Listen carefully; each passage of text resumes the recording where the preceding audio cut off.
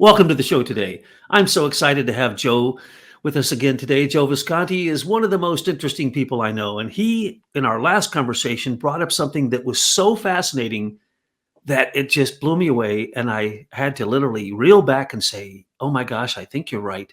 I'm going to have to study up on that before our next talk. So I've studied up on it today, or for our talk today. So, Joe, tell us about what you were saying. First off, welcome to the show, but tell us about what you were saying last time about what you called the abomination of desolation, which I think is one of the most critical things happening in our age right now. Well, this is my take on it from a little intuition. It's one take, and as everyone knows, there's so many levels and perspectives of everything in the Bible that you really have to contemplate. And you can't say, "Oh, this means this." Well, it means this, and then walk around that tree, and it may mean something else, a little deeper, a little more, for a different perspective. But we know that the women have an egg when they're going to be fertilized to have a child. And that egg is what Rudolf Steiner says, and I'm going to let you really run on this because you've been studying more than I have on it, but he explains that this is pure emptiness, a void. Almost like you read in Genesis, a void, pure, without any content, without anything. It's like this clear, perfect, innocent space. And I call that desolation because it's desolate. It's a desolated place.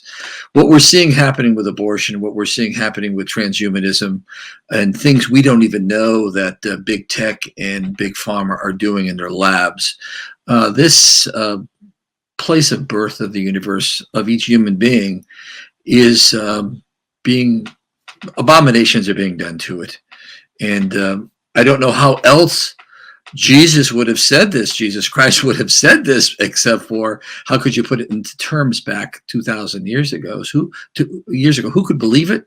Who could think about it? But the abominations that we are seeing, and tied to that, I'm going to get a little political here. I'm sorry, Ben, then I'll let you take over on some of the Rudolf Steiner stuff. Is in my political realm that I work in, it's not necessarily that I'm a Republican or I'm Trump.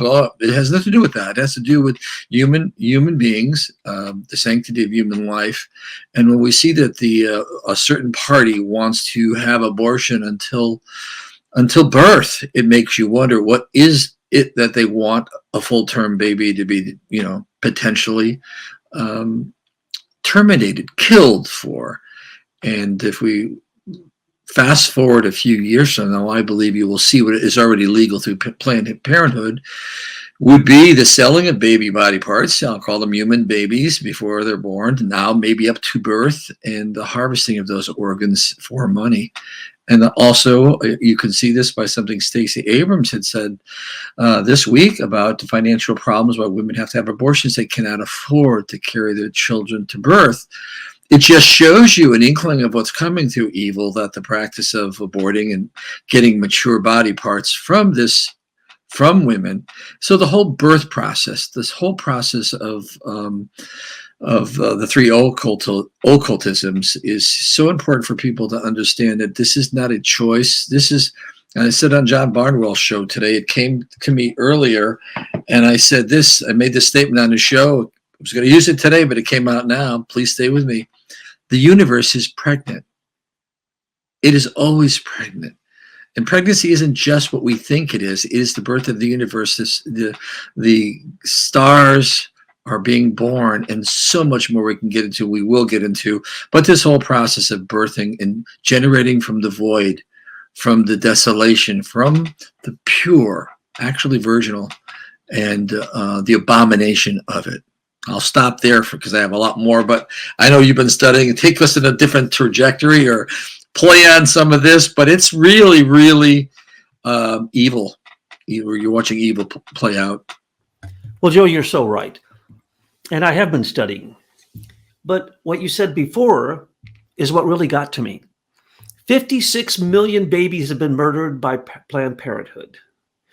Who supported that? Well, Margaret Sanger said she had to wipe out the weeds of society.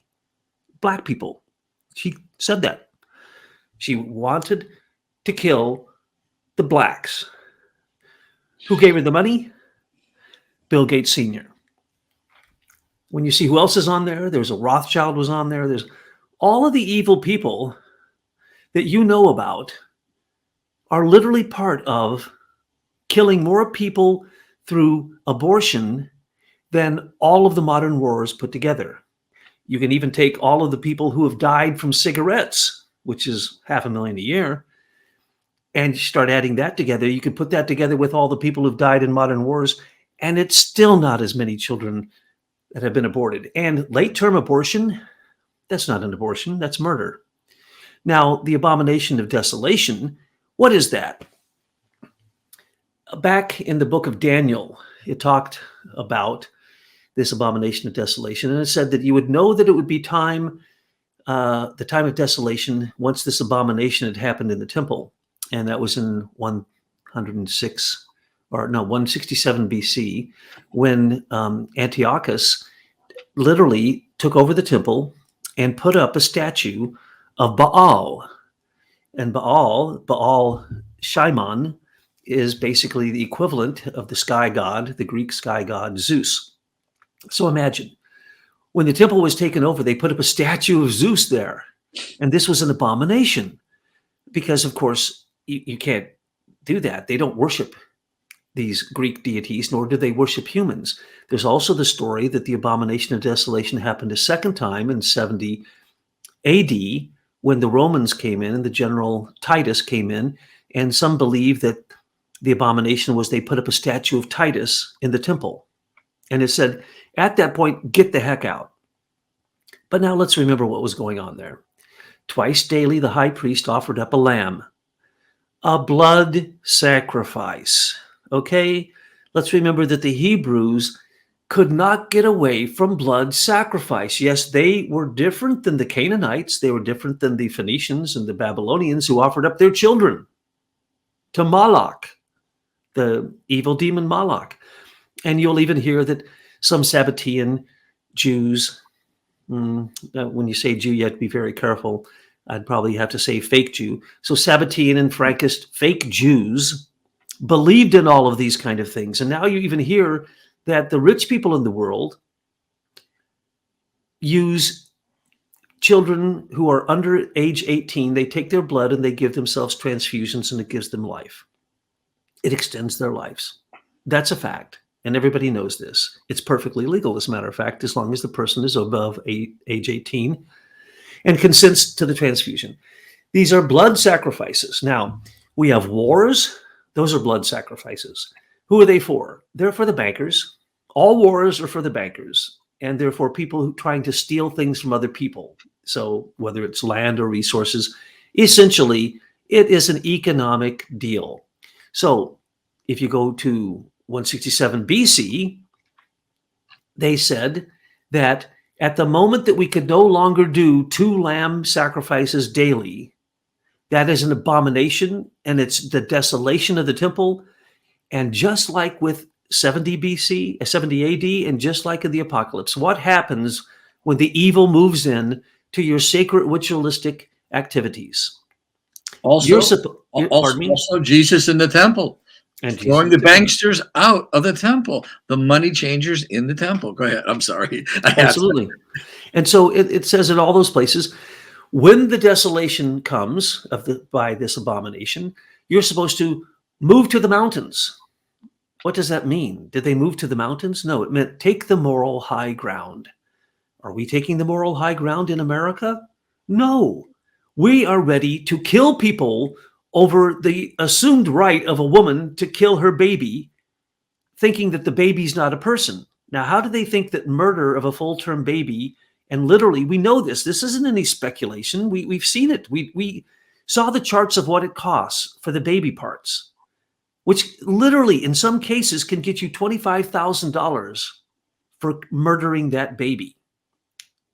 Now, the $25,000 doesn't go to the woman.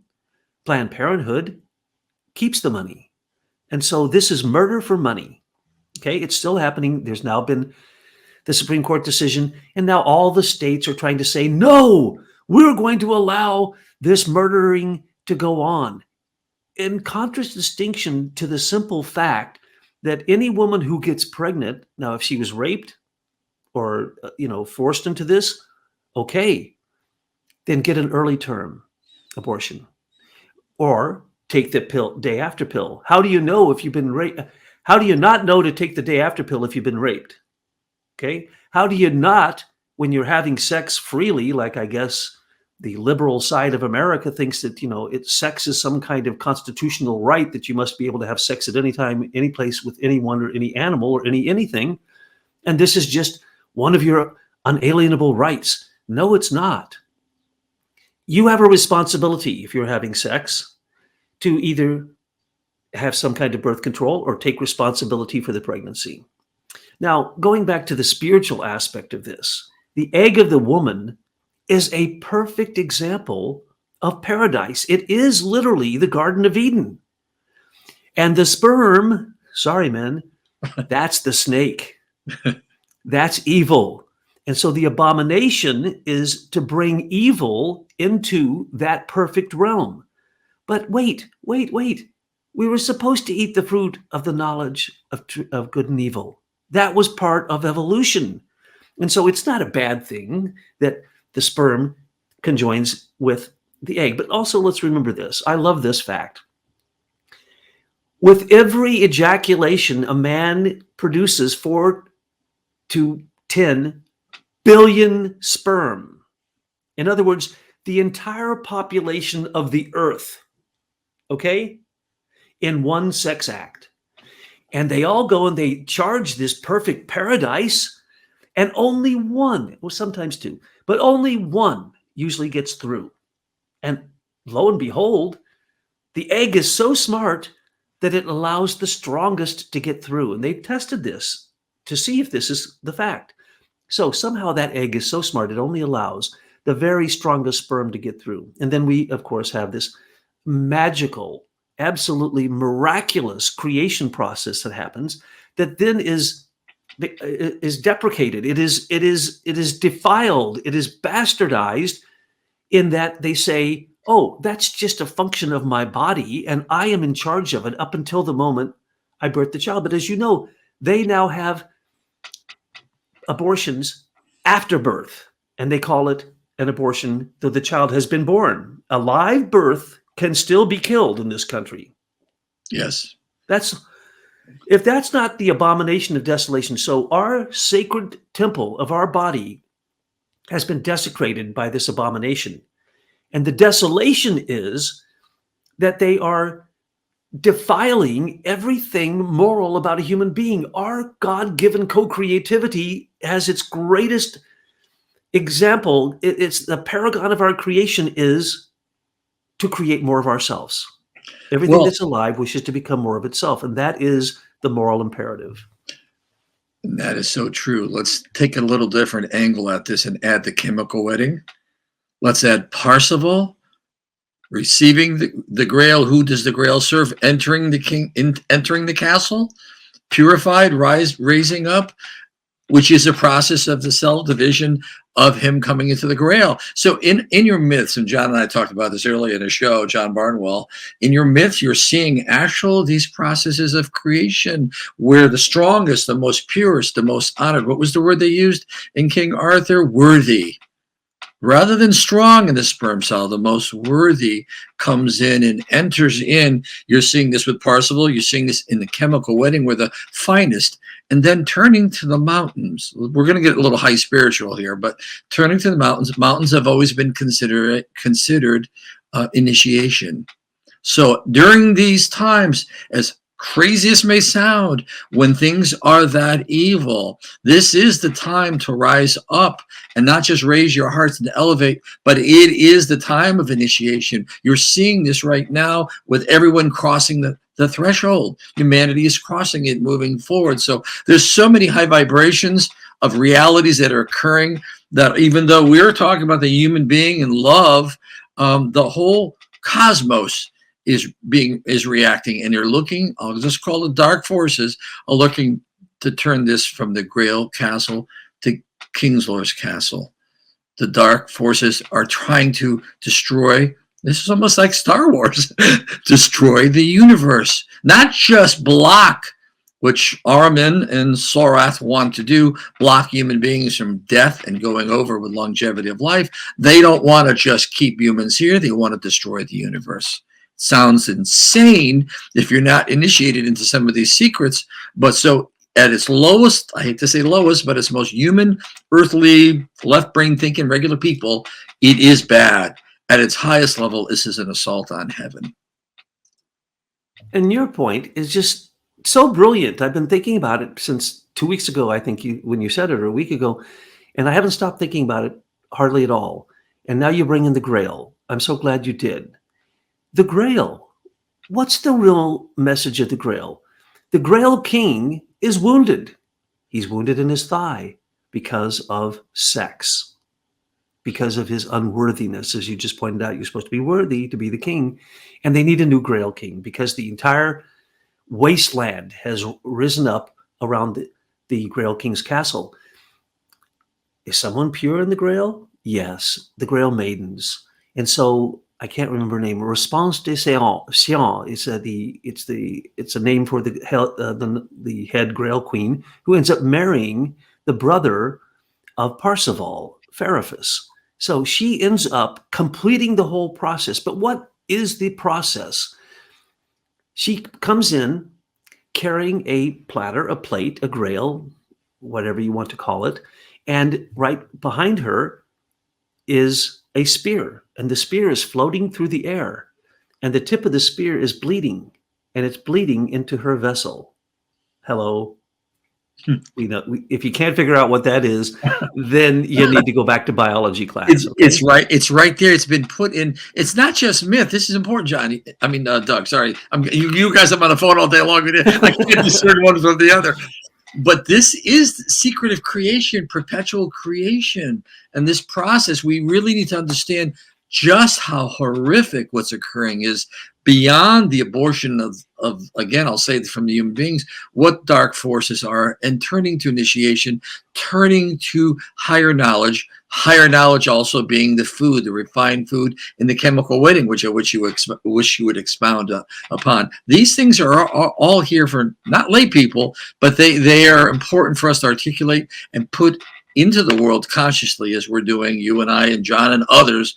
They have to rise up and be put into the consciousness of men for the time that they will receive them, whether it's today, next year, this YouTube survives for 50 years. However, it has to be spoken so others can take from the fruits of what we're putting out. It can't remain dormant and asleep. Yes, and Parsifal, the Grail Knight, goes from dullness, and I mean, he's really dull. He's raised in a forest and he knows nothing, and everything he's told is kind of nonsense, and he lives by that nonsense until he wakes up. So he gets instructed by one of his uncles in a cave that, when you get to the Grail Castle, don't blow it, okay? Here's what you're actually supposed to do. He gets to the Grail Castle, what's he do? He blows it. He follows his mother's advice. Don't ask questions. No, he's supposed to ask a question, and the question is very simple. Uncle or brother, what ails thee? If we don't ask that question in our age, my brothers, what ails thee? I, as the Grail Knight, am supposed to bring your healing, and I'm supposed to become the new king, but I'm not going to become. It's my brother who has to marry the head Grail Maiden, right? So Parsifal becomes the king, but the transmission is the marriage of the Grail Maiden with the brother of the Grail King, and that is the perpetual creation. And it's, instead of an abomination, it's the fulfillment of the processes of the chalice, which is, of course, the woman's uterus, and the tree of life is, of course, the women's ovaries and the fallopian tubes, and the spear that is bleeding, of course, is the menstrual cycle, and the spear itself, well, I probably don't have to explain that to the men what that is, but when it comes down to it, there's also other mysteries there. There's the severed head mystery. What's that about? John the Baptist got his head severed because Salome said, I'm going to dance for Herod, and then you must give me anything I ask for if you love this dance. And she asked for the head of John the Baptist on a platter. So there's a whole Grail mystery about the bleeding head on a platter. What is that? That's what happens when you don't use your head for what it's supposed to be used for. You lose your head. And you lose your head over what? The blood mysteries. So this is all about the blood mysteries. And you can find that in the insects with the praying mantis. They cannot copulate while they're removing the head of the male. So you're getting into, again, it sounds like sex and all that, but what it is creation without the egoism. And what is evil? Evil is the search, the quest for possessing these secrets for your own personal gain versus comprehending them, being worthy, and then rising up and sacrificing yourself again to pour it out to your brother. I am my brother's keeper, whether I like it or not. And in our time, no one wants to be each brother's keeper. And it's all masked with shared sacrifice and social justice, but none of the words really are charitable. They've removed charity and removed true donations. Most of your 501c3s are not really for charitable purposes. They're for politics. They're for every facet of getting around what the government or business can't do. And so we're seeing that chivalry gone. We're seeing duty gone. We're seeing worthiness to give. And what is evil and what is the reason that the whole universe can collapse as well as our nations on our planet is because during these time of rights, and we will move into the time of duty, but right now we're in a time of rights, everyone is looking to claim their rights, almost like the gold rush of 1849, rather than saying, I do have the right to do this, but to sacrifice that for duty. We do that when we have children. All the things we would like to do, we can no longer do, we need to do for our children. And humanity, in this really critical time we're dealing with in the 21st century, is crossing this threshold of choice. True choice. Yep. Sex without love is the abomination of desolation. And throughout the Arthurian myths, throughout all of the Grail myths, it has to do with those who are worthy defending the Grail maidens. Now, the Grail maidens are not only in the Grail castle, but they're at every single well in all of Europe, England, Ireland. It goes all the way to Russia. Every day's walk, or basically what you can walk in a day, you will come to another well. And when you came to a well, there was always a golden cup there, and you would, and then the maiden would come out. And then around those wells were created inns. They were created places where you could eat and stay and get everything you needed, sleep and be safe. And the Grail maidens throughout all of that area, all the way from Europe, all the way to Asia, this was a tradition. So that if you were a wandering knight, you would always have a place to stay. You'd always have someone to give you food, to give you water. And the problem was that eventually some very nasty knights came along who said, hey, I'm taking all this for myself. And they did. And the Grail maidens were almost completely wiped out. And the tradition of having basically universal hospitality, unconditional hospitality given by the Grail maidens was wiped out completely. And then they even say that they went into the fairyland and they went there to be protected. And same thing with the Grail castle. It was in a place that basically unreachable. You couldn't get there out of reason. You just arrived there because you were worthy. Well, it had to be hidden. And all the Grail maidens had to hide. And then the knights of King Arthur said, we're going to go around and we're going to search for the Grail. They were searching for the Grail maidens and the Grail that hung on the well. And we're going to protect them. And in every single case, these Grail maidens are locked up in a castle by an evil knight. And then the Parzival or Gawain or any of them come, they do battle. And what do they do in every case? Okay, bad knight, I'm not going to kill you. Go report to King Arthur. And then he's going to send you to the sacred well. And only once you have drank from that well are you forgiven for basically wiping out the Grail maidens. And so the story is very, very clear. It's transforming evil. It's Manichaean. It's transforming, not killing, but transforming evil. That's that process. You see it hidden right here in the mystery. But practically, and I talked to, again, John on his show earlier today, that practical aspect of applying these myths, these actual events as well as myths, to our time and what the repercussions will be for our planet. We will reach wars. We will reach earthquakes, desolation. You name it is coming. Pandemics everywhere unless we there are no churches to turn to, really. They're there, but nobody believes in them anymore. What do you do as an individual person today? You turn to the mountain.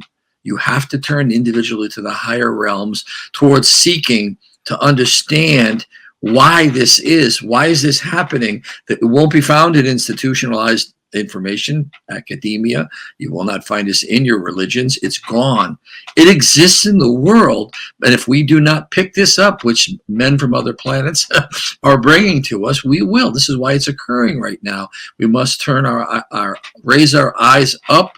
And that's what happens when you raise your eyes up to initiation, to the mountains, because this murdering, and that's what it is, of children, is a plague on the world. And I'd like us now to get into something I talked to you about on the phone on this issue about what happens when a soul is preparing to incarnate, building and pulling together etheric forces, choosing the family already, coming in karmically with its destiny. Not all karma is evil or bad. It's also what your growth and many things for future lives you're building on. So you're working on multiple lives when you enter each life, and pieces of it are picked up in each life. Beyond the karmic consequences and the confusion of our angels and our destiny, all that's thrown into chaos. And this gets into some of the black arts here. What is happening to all that activity, all of that spiritual energy with the hierarchies, like the maidens, bringing this to fruition, bringing your family and mother and father and generations together to form you, choosing your environment, all those plans, which are being pulled together by hierarchies. They're laying this out for our lives. And then as the substance comes together in the etheric body of the child, during the process of after gestation, what's occurring with that flesh when they sell the body parts, when they take that out? Really tie this in if you can, Doug. Yes. Yes. Well, it's the rule of the patriarchy, the rule of man, not the rule of woman. The King Arthur knights took their vow to Guinevere. They didn't take their vow to King Arthur. When it comes to the Grail castle, the Grail king has failed. He's wounded. He needs to be healed. The Grail maidens continue their procession every single day with absolute devotion and trustworthiness. But the men fail. So when we're looking at this, what we're seeing is the deprecation of what the matriarchy from the past brought forward to us, that we have now turned into simply war, murder, slavery for women, absolute no freedom whatsoever. I mean, let's remember, we're still in the dark ages. Women just recently, in terms of the big picture, got the ability to vote. They still don't have the rights to even be a human in some nations and under some theocracies. They have zero rights. And take, for instance, the Hebrews. A Hebrew man could have as many wives as he wanted. All he had to do was grab the woman, even if she was married to someone else, take her into his tent, and that was his woman. To divorce her, he had to walk around 3 times, and each time when he comes to the door of the house, say, I divorce you, I divorce you, I divorce you. That's it, divorced, out. So the problem is leadership. Right now we have male-dominated leadership that has been for the last 4,000 years based solely on war, on stealing the goods of others. Well, what is the most precious gift that you could possibly steal? A woman, because she can procreate. And so they were considered the highest prize, but they were considered chattel. This type of thinking has to end. And now we've taken even a subclass of that. Below the untouchables of ancient India are babies in utero. They have no rights. They won't even have life if that mother doesn't want to give it. And when we now have the deprecation of the feminine to the point that a Supreme Court justice can't tell you what a woman is, that you're not allowed to say what a woman is, and you have to then state lies that men can have babies and all these crazy things. It's the deprecation of the feminine. Well, the feminine is the highest goal on the face of the earth. Rudolf Steiner says women do not touch the ground. Now, many women mimicking men have gone below the earth like men. Men are below the earth, women are above the earth. Sanders says everything about a woman is extraterrestrial. And when they have a baby, it replicates the one thing that cannot possibly be explained by science, and that is the nature of comets. They come out of nowhere, come out of nothing, manifest. They defy all thermodynamic laws. They defy every single scientific law that there is. They go to the sun. They don't melt. The tail goes out. Okay, the comet is a mystery that cannot be explained. That's what a child is. But now we've taken that into the realm of, no, I have sex with everybody. I don't know who the dad is. And now I need to abort the child because it's an economic issue. I can't afford it. And I obviously couldn't afford the pill. I couldn't afford the day after pill. I couldn't afford an IUD. I couldn't afford the hundreds of ways that you can stop from getting pregnant. And as an afterthought, I don't mind taking this class below human, this baby, which is not a human, according to them, and chopping it up for pieces. This is a lack of leadership. It's a lack of the fact that we need to end the patriarchal warmongering control of the world, which basically wants to rape, kill, and pillage.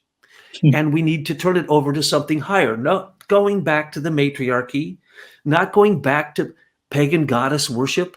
No, we need to know all of that, and we need to put all that in perspective. But in the future, we must re-sanctify the man and woman, the home, the family, and what it means to actually procreate. Because right now, procreation is basically not procreation at all. It's simply a horrifying way to kill babies. And remember, when the baby incarnates during the 10 months, though they say it's 9, the 10 months of pregnancy, what really happens? That is, in fact, if you abort that baby, they can't reincarnate immediately. So you just took the life of perhaps a divine being, a very highly developed human being who's incarnating, and you made sure that they don't incarnate, and that you messed up any other possibility for them to incarnate quickly because you aborted the baby. And you took its head off, like John the Baptist in the womb. And let's remember, where do these baby parts go? Almost universally, they go one place, the same place that the University of St. Louis in their medical center has for years been creating human clones in petri dishes. Now, that's supposed to be illegal, but because they say it's designated for the sake of growing stem cells, it is okay for them to basically clone human beings. What is it they're after? They're after stem cells. And the stem cells, just like with when you pick a fruit, the second you pick the fruit, all the vitamins go up the stem back into the plant. And so it starts to decay. So if you're going to cut off a baby before they can actually bring this into existence, you have the best stem cells that you can get only when the child is still in utero. That's the reason they do this disassembly, chopping up of the baby parts in the mother's uterus. Okay? And then they, in almost all cases, that stem cell goes either to, well, it goes to all this weird research they're doing, but it mostly goes to rich people who are doing stem cell experimentation, which they are already doing, though it is not approved by anybody. There are numerous treatments with stem cell injections that supposedly extend your life. So the richest people in the world are the ones who are using, for instance, Bill Gates Sr. gave most of the money. He was actually I think he was the president of the board at one point of Planned Parenthood, and he was the biggest supporter in America of Margaret Sanger, the creator of Planned Parenthood. Why? He wanted the stem cells because he wanted to extend his life, because as all the billionaires tell you, they need to kill most of the people so these common people don't get in their way. They need to extend their life because they literally say, I have so much money that if I don't extend my life, I can't spend it all. Imagine that has taken over for what is supposed to be offered on the altar. So they have desecrated anything that could have any dignity, any spiritual nature, even the soul, the spirit. is all desecrated through this process of the abomination of desolation, which is in fact human blood sacrifice for the sake of extending the lives of the elite. And those harvesting of these organs, I believe that they are seeking, maybe it's 2 years, maybe the way we're going now, who could believe that our children in grade school be taught all types of sexual deviation as free choice sex education?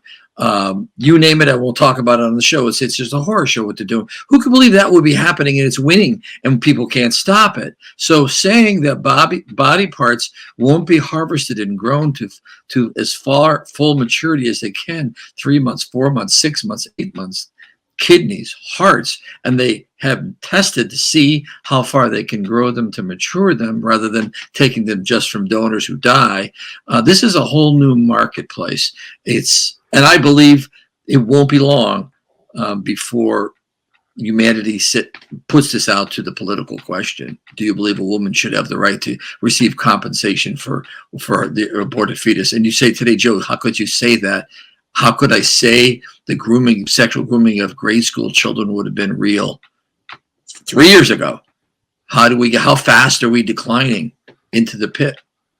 So fast. I was a superintendent, and I watched AIDS education come into schools, and children were taught that they were taught sodomy before they were taught anything about normal male-female biological sex. They weren't allowed to teach that, but they were allowed to teach sodomy, the deprecation of sexuality, the grotesque, I don't even have a word for it. How can anyone think that sodomy could be anything good and that that's what students should learn? And they started learning this in 3rd and 4th grade as part of the Michigan curriculum. And then they would have nurses come in, health nurses, and these health nurses would have pictures that they would show the children of people having anal sex, telling them that this is sex. So those children knew nothing about real sex, about love that has to go with sex, or it's just a grotesque, what would you call it, sexual calisthenics. It's nothing more than self-indulgence without love, and sex without love is, in fact, can lead to murder. And so we need to wake up to the fact that we are being taught all this immorality as if it is moral. It is the opposite. It is a right. In the time of rights, this is what they're pushing. You have the right for this. You have the right to do what was considered evil. No, that is a right. In fact, some of the rights to be a Christian white male are now you're hateful. That is evil. You can't do that. But let's move to the next subject on this. Another play on what's occurring with this. The elemental beings that come into being when you form a child. We have Rumpelstiltskin. You hear the story about him. What is his name?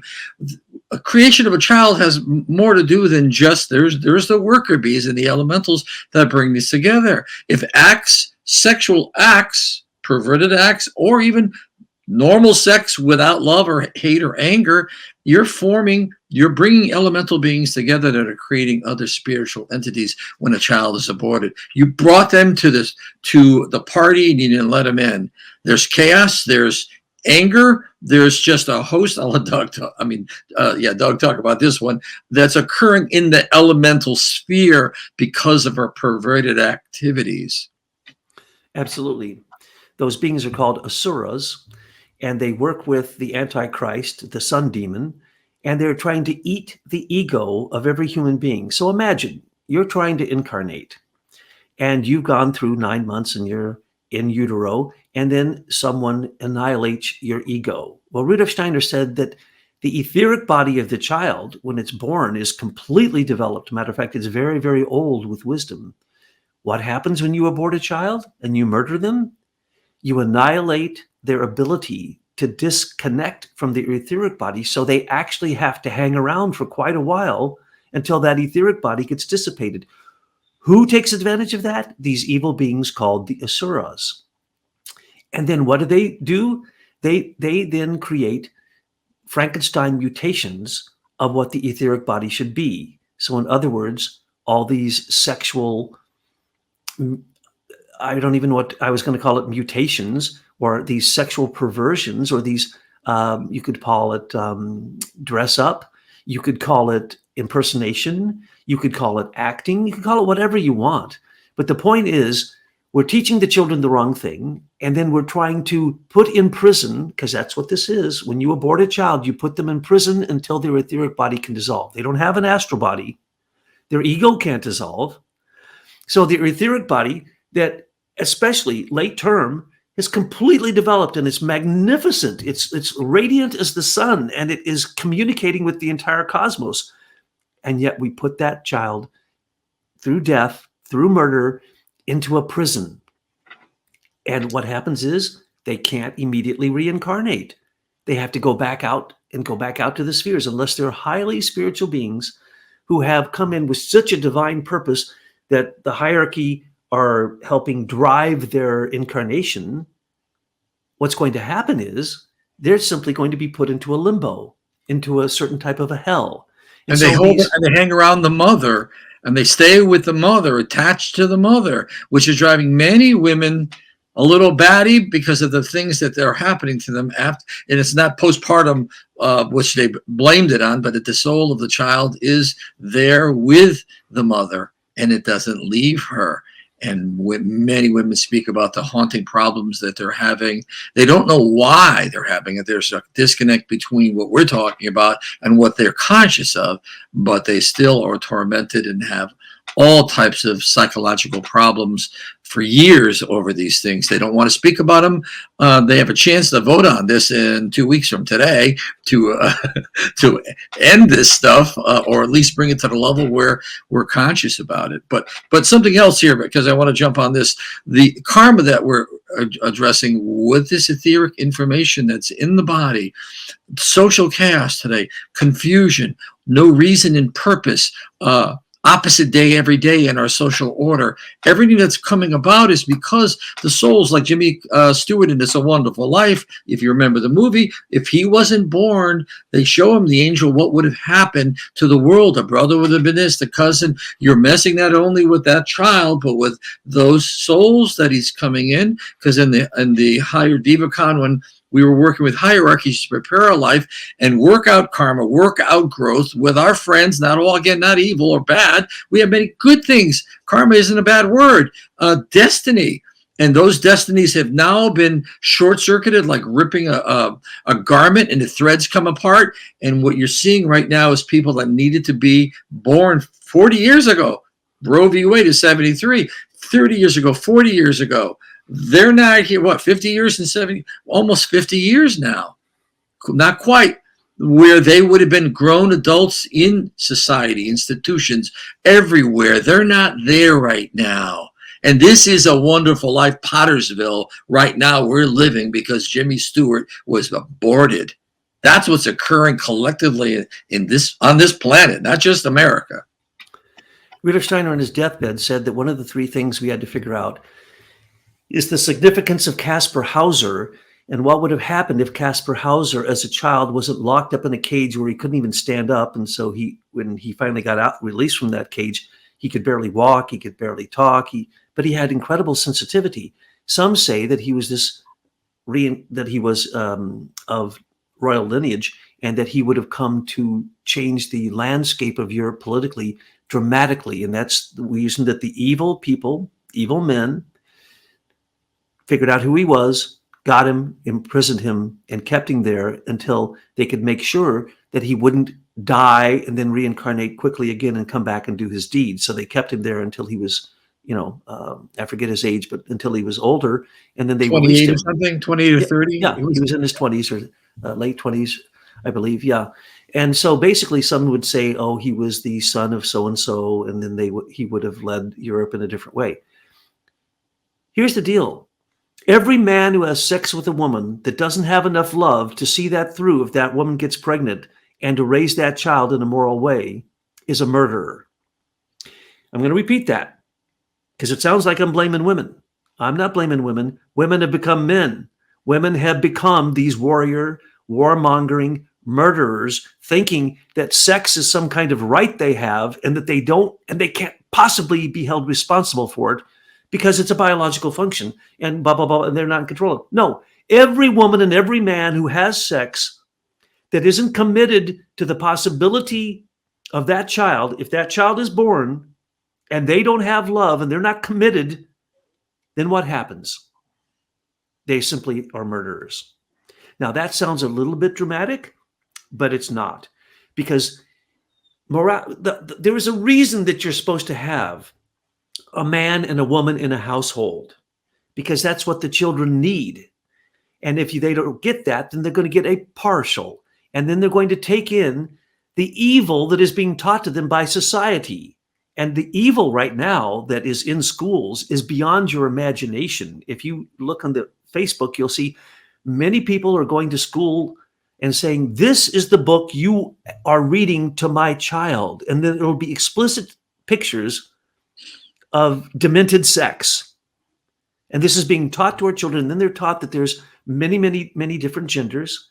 I'm not saying that there haven't always been, we call them mahus in Hawaii. They were considered sacred. They were men who were almost like eunuchs who devoted their life to the spirit. There's always been those people in all the temples. That's always existed. But what did they do? They became eunuchs so that they couldn't have babies, right? So that they wouldn't be committing murder by having sex without responsibility. And that's what we're talking. So it's a lack of leadership. And the leadership has now turned into basically warmongering murderers who have deprecated every single moral intention in the West. And this is considered normal now, so that you actually have politicians. It's kind of like a politician who says that they refuse to secure the border. Well, then they're treasonous and they should be held as traitors. How dare you say that we can't secure our borders? How dare you say that abortion is a constitutional right? How dare you say that war is a good thing? How dare you give 140 billion, because that's what it's going to be soon, to Zelensky, one of the most immoral people I've ever heard of. Remember, he was a pornographic star. He is one of the most disgusting people on the face of the earth. And we're giving him this money for a fake war. For what? For the bad leadership here to lead us continuously towards warmongering. Instead of the man and the woman coming together, like in the chemical wedding, when the king and the queen marry and they have the sacred child that is greater than either the king or the queen. If you can't figure that out, what that's actually talking about, then you just don't understand biology. Again, what is it that they wish to be gods over biology? They wish to be more powerful than nature, than Natura herself, and say, no, I'm going to defy that. When I get pregnant, and by the way, I've done a lot of counseling in my life. I can't number how many people I've counseled in situations like this. And here's something very, very, very, very sad. In way more than half the cases, the women who've come to me over the question of abortion have had multiple abortions. And I don't mean 2, I mean 5, 6, 7. And I used to run a school in Detroit. I could name it, but what I'm about to say, I probably shouldn't name it, but I was the superintendent of that school for children, for women, girls, young ladies who got pregnant in Detroit, I can say that, in the Detroit public school system. And then they had to go to a special school so that while they're pregnant, they get time off for this and that, and they get help and they get medical help and blah, blah, blah. Okay, I had hundreds of them for years. And I was very interested in how they got 5 children by the time they're a senior in high school. Okay, so I talked to them. And you know what they told me? And then I checked into this. And this is one of the scams of Planned Parenthood. They give you fake birth control pills. And the reason I know this is because it's illegal to give birth control pills from Planned Parenthood without a doctor's prescription. None of these girls ever had a prescription. They never saw a doctor. They were basically given these pills. And then when they say, but I'm on the pills, I took them religiously. Why am I pregnant? Oh, it's you. It's your fault. And they were told it was their fault, right? And pretty soon they were like, okay, well, this is just what happens. I'm going to continue to take the pill. So they took the pill the whole time and still had 5 babies. Those are fake pills. And there's no doctors in any clinic, in any Planned Parenthood clinic in Detroit at the time that I was the superintendent and handling over 24 different schools. And all of those schools were from children who'd had, trauma problems, expelled, serial suspensions, adjudicated, whatever. And so I talked a lot to these women, because they're women when they have a child, as far as I'm concerned. Even so, some of them were girls. And essentially, this is part of the plan. Now, why do you think a normal person would support this when they might be married and they're a loving marriage and they love their children? How in the world could they support the murder of these babies because they believe, just like Sanger believed, that these poor black girls, and all the girls I was dealing with, 450 of them a year, all African American, they actually believed that in somewhere in their mind, those girls deserved it. That is sick. That is the same sickness that affected Margaret Sanger and affected anyone who supports Planned Parenthood, because they don't plan anything. They plan for you to be a parent, but they're going to take your child, and they don't give you any money, though they can get $20,000 to $25,000 for cutting that baby out of you. You don't get a dime. And then they give you fake birth control pills so that you can do it again and again and again. This is criminal. There's some let's get down to pop culture, what's happening right now with Kanye. This is important. I was reading Billboard articles on him yesterday, and I'm not here to defend anything he said about or against Jewish people, but some of what he said was definitely convoluted, and God knows what he meant completely. But it's a very interesting article of Ari Emanuel. That's Rahm Emanuel's brother. That was also Zeke Emanuel's brother, who brought us Obamacare. Ari calls, he's with CAA. That's for those listening and watching, it's an organization that you would join up with Ari, World Wrestling Federation, as part of it, movie stars, sports figures, and that's how they book you. They're their agents for a lot of Hollywood, mostly Hollywood. And Ari puts out a piece in Billboard and asks everyone to cut off, all businesses and corporations to cut off business with Kanye. And forget about the politics of what they're going through. He says something very interesting. He says children that Kanye is influencing are in the formative stages of their mind and their thinking. Why do I say this? Ari and Hollywood know, they're conscious that children are forming their personalities, their thinking, their brain structure, and therefore all the sexual deviation and perversion coming out of Hollywood and pop culture, those people, and Ari is like the king of them, know what they're doing when they put that other trash into the children's mind. They don't like the trash they consider Kanye putting in, but they want their trash going in. Therefore, they're completely conscious. This is what establishes ego from error or sin. The fact that you know what you do. And we're calling him out so that today spiritual powers and forces will come through our words right through this small little YouTube channel and actually affect Ari Emanuel and Hollywood. And this is the problem for people with Rudolf Steiner and a lot of the spiritual. They don't understand how powerful truths are and why the prophet stood at the gates of Jerusalem and professed, and John the Baptist, and why those were done.